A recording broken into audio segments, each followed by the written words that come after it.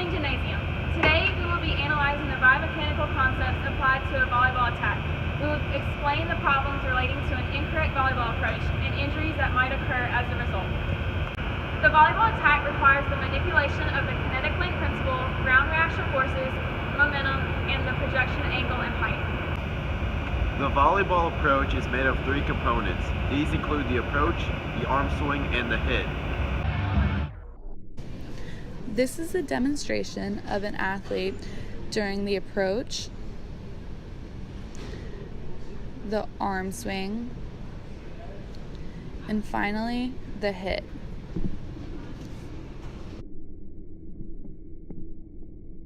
The approach is important to give the player maximum momentum for the height of the vertical jump. An athlete with too much horizontal momentum will drift into the net as demonstrated in this video.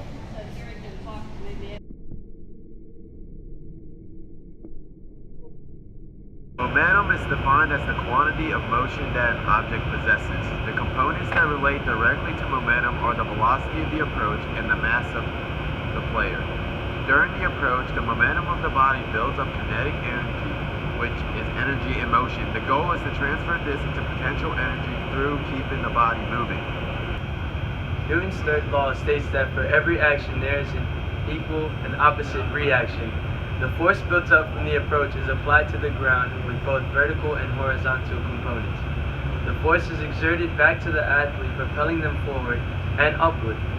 The power of the jump comes from the vertical force generated during the toe-off phase of the approach. 90 degrees is the optimal angle of force into the ground for vertical height. Volleyball incorporates a need for maximal vertical height and in order to contact the ball at its highest point. When the human is the projectile during the jump phase, the projection path is determined by the center of mass by changing the body's configuration while in the air. You can increase the peak of height reached by the flexion of the shoulders, propelling the athlete to the maximum height. A common issue during the volleyball attack is landing on one leg. This occurs because the center of mass is outside of the base of support, which causes loss in balance.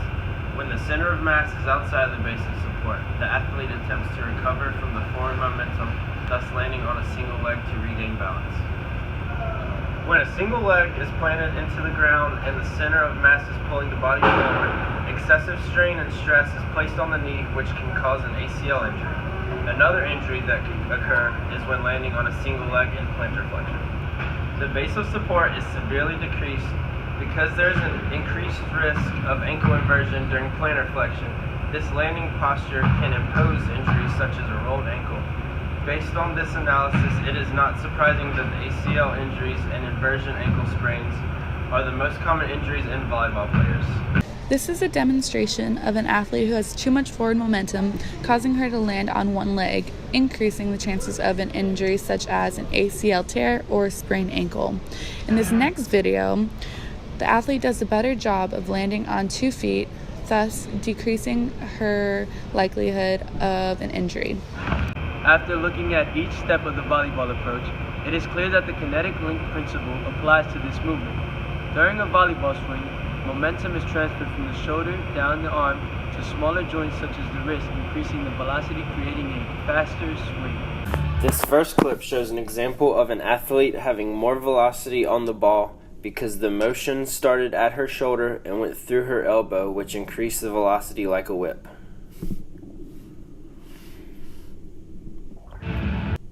In this next clip, the athlete did not have a large elbow bend and only used his shoulder, producing less velocity passed through the ball.